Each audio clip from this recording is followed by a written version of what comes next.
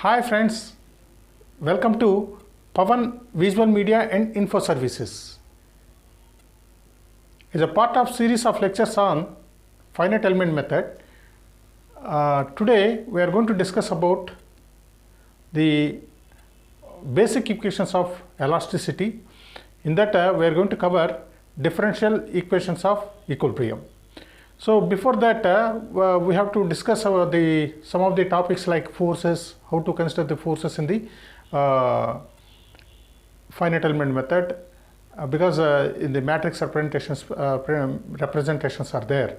So that's why I am going to consider some forces, and after the explanation of the forces, then I will start with the stress, strains, and equations of differential equations of equilibrium. So today's topic is equations of equilibrium.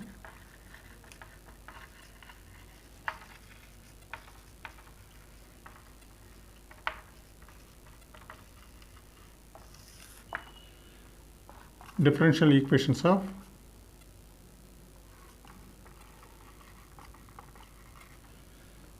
equilibrium.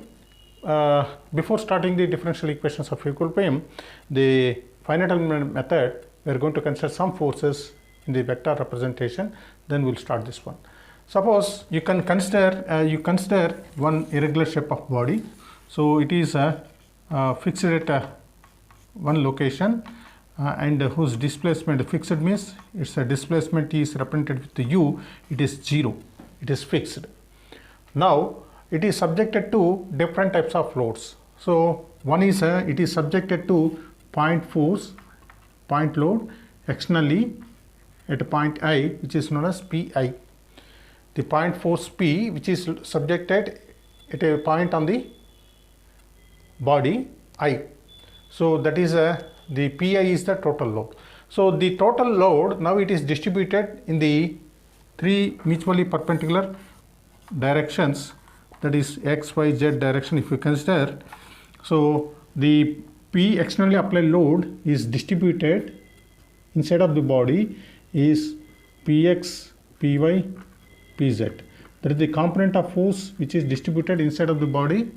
So Px in the component of force of P in the x direction, and Py is the component of force in the y direction, Pz is the component of force in the z direction because of the external applied point force. This is the point force.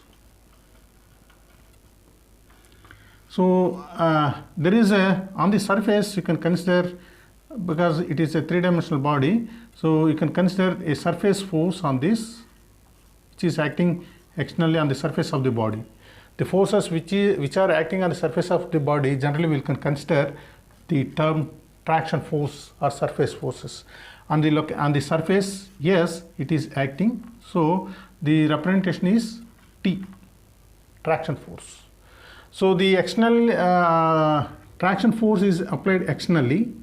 So what are the traction forces? So it is a surface forces which means frictional force, rubbing force, or contact force. So those forces generally acting on the surface of the body. So those forces we can consider as traction forces. Even it is applied externally, it is distributed inside of the body. So these forces are distributed inside of the body is represented with a vector Tx, Ty, Tz. So the traction force vector in the x direction, traction force vector in the y direction, traction force vector in the z direction, traction force in the z direction. These are the distributed components of traction force in the x, y, z directions. And there is a self weight. So everybody will have some self weight. It is available inside of the body, and it is distributed in the x, y, and z directions. The self weight is not concentrated at any point. It is available entire surface, entire volume of the body. So self weight or body force, this is known as body force. Example is self weight. So bodily distributed forces. So it is represented with the F. This force is available inside of the body. So it is distributed in the x direction, along the x direction, along the y direction, along the z direction, f of x, fx, fy, fz. These are the component of body force in the x direction, y direction, z direction. And the units of this one is simply newtons. For traction force, the units of this one is Newton per meter square for 3-dimensional body, Newton per meter length for 2-dimensional body. And body weight, body force or bodily distributed forces are Newton per meter cube, self weight. So for the traction force, the examples are friction, viscous force,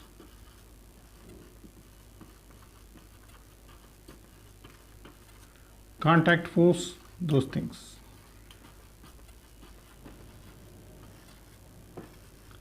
So body force means self weight. Example is self weight. So these forces are distributed inside of the body. So even if it is applied externally, it is distributed inside of the body in the p, x, y, z directions. And traction force, even it is applied externally, it is distributed tx, ty, tz directions. And the body force, it is distributed inside of the body along the x, y, z directions, f of x, f of y, fz, like that. Now these are the vector representation. So P force vector, traction force vector, body force vector. Now because of this, whatever the forces, if you consider, so because of external applied forces, everybody will resist the forces in order to avoid the deformation. So because of the external applied forces, there will be some deformation will be taking place. So before deformation, the body start resisting the external applied force. That resistance per unit volume, if you consider resistance per unit area, if you consider stress. Stress is nothing but internal resistance offered by the material per unit area, which is nothing but stress. So because of all these forces, so there may be internal stresses may be developed. That the stress may be represented in the sigma. Stress may be represented in the form of sigma, represented in the sigma. It is load per resistance per internal resistance per resistance force per unit area, which is known as stress. Stress is nothing but internal resistance offered by the material per unit area of cross section. So there are two types of stresses will be developed. You can consider for the analysis. One is the stresses are, one is direct stresses or normal stresses,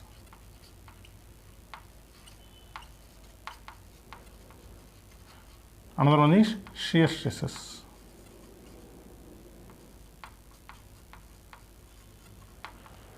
So with the resultant of forces, there may be some stresses will be developed. The stress is nothing but internal resistance offered by the body per unit area of cross section. So those stresses we can consider normal stresses and surface shear stresses. Normal stresses are the stresses which are acting on perpendicular to the area of cross section. Those stresses are called normal stresses. If the stress, the internal resistance supported by the material along the surface of the body, parallel to the surface of the body, then those forces are called shear forces. These forces will, these stresses will consider for the equations of equilibrium. Suppose the stress is represented with sigma. The stress is represented with sigma. These are the normal stress, and surface stresses are represented with or shear stresses are represented with tau. So normal stress means perpendicular to the area of cross section. So it may be along the x direction, y direction, z directions. So you can consider stress in the x direction, stress in the y direction, stress in the z direction. These are the normal stresses or direct stresses along the x, y, z directions. Similarly, surface stresses are shear stresses are along the plane. There is a tau xy, tau yz, tau zx. So shear stresses. There are 6 components of stresses we can consider. So there are 3 normal stresses, 3 surface stresses or shear stresses. So for the analysis purpose, for deriving the differential equations of equilibrium, we'll consider small elemental volume of this body, maybe this one.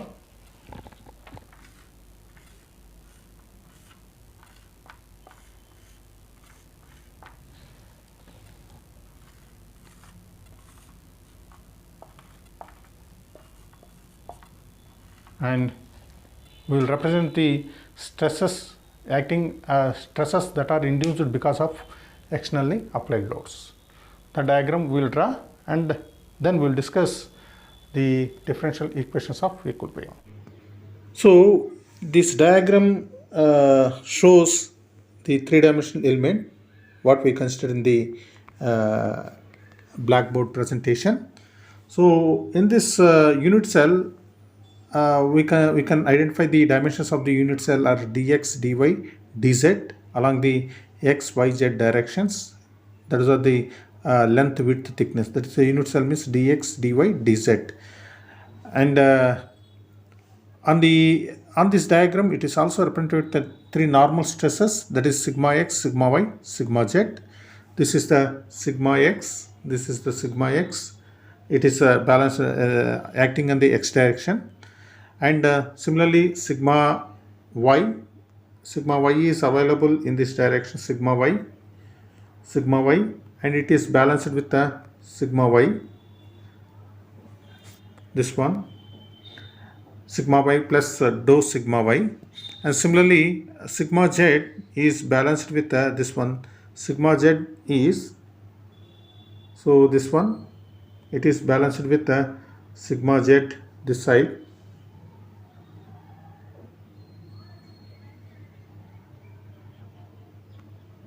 Sigma z. So from the equation of equilibrium, a body is said to be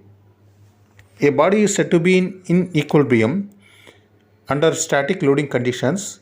The reactive forces and the moments developed should balance the externally applied forces and the moments.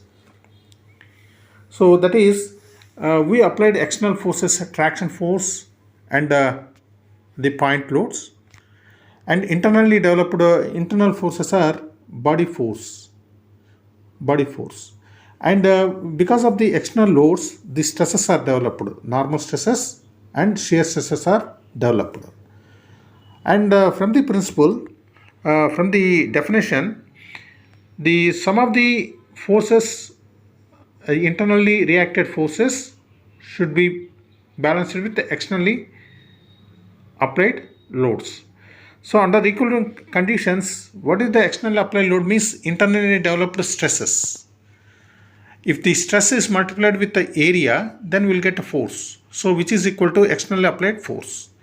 That is balanced with the internal forces means body force. So sum of the forces in the x direction, sum of the forces in the y direction, sum of the forces in the z direction, and sum of the moments all should be equal to 0 in order to say if the any body is under equilibrium in the static loading conditions. So in this condition, in this above equation, we didn't apply any moments, external moments. So you can neglect it. You can make it 0. And the on the balancing, so the some of the forces in the x direction, these are the internal stresses developed in the x direction. It is balanced with the body force in the x direction, f of x dx dy dz. For equilibrium of the system, so in the x direction, it should be equal to 0, means f of x equal to 0. So sigma x plus dou sigma x by dou x for a small distance of dx is multiplied with the area dy dz, and similarly dx is multiplied with the dy dz, net force acting in the x direction. And similarly in the x direction, the shear forces acting the tau yx, it is balanced with the dou tau yx by dou y into dy, it is multiplied with the area. Now after simplification, this one will get these equations will be simplified, and you will get dou sigma x by dou x plus dou tau yx by dou y plus dou tau x by dou x dou z plus f of x equal to 0. This is the sum of the forces in the x direction equal to 0. So f of x is the body force, and these are the net forces that are developed because of the externally applied loads. So f of x is the internal body force. The sum of the forces should be equal to 0. And similarly, this is a y direction, this is the z direction. Equations are shown with a similar way of analysis. We can get the y direction and the z direction. This all about the differential equation of a equal. These are the equations of differential equations of equilibrium of a three-dimensional body. This is an important derivation in the examination point of view. With a diagram, you have to carefully note down, and we have to present in the examinations. Generally, in the JNTU Anantapur regions, it may ask for 10 marks question like that. So you have to explain with the diagram neatly.